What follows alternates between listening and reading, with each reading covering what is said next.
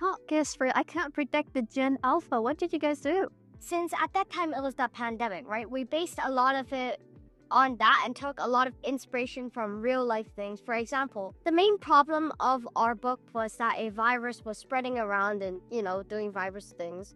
And the reason this happened was because people in the book were putting all their pollution and trash into space, and that caused the formation of a virus.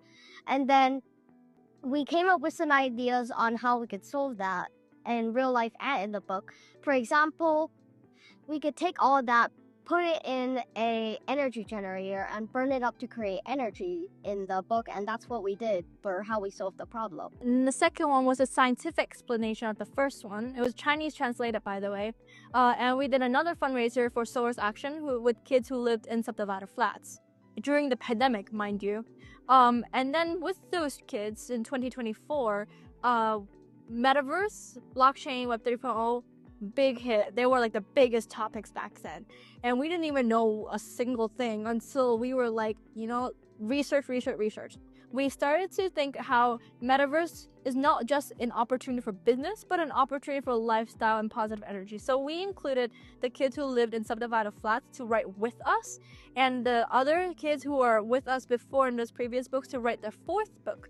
And we finally had this technology transformation and finally took training in the Greater Bay Area. I was invited to be an Ignite Talk speaker by the Women of Influence Awards and Summit. I was also a speaker at the HSBC APAC Open Day, which led me to exposure of 400 more leaders.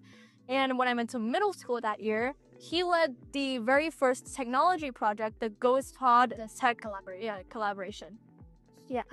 In that project, we had around 50 kids from per school, and we discussed about futuristic technology and how we can implement that into since we wanted to bring our ideas from the book to real life. We talked about how we can implement that to the ghost pod, which is a mode of transportation from our books. It's invisible. Invisible technology and metamaterials, which are materials that are artificially created and have special properties. We had 4 Metaverse specialists prove it could happen in Metaverse, physicists who proved it could happen in reality, and we visited DJI, the leading drone company, and EHang, the leading air taxi company. And we took 70 students to those places.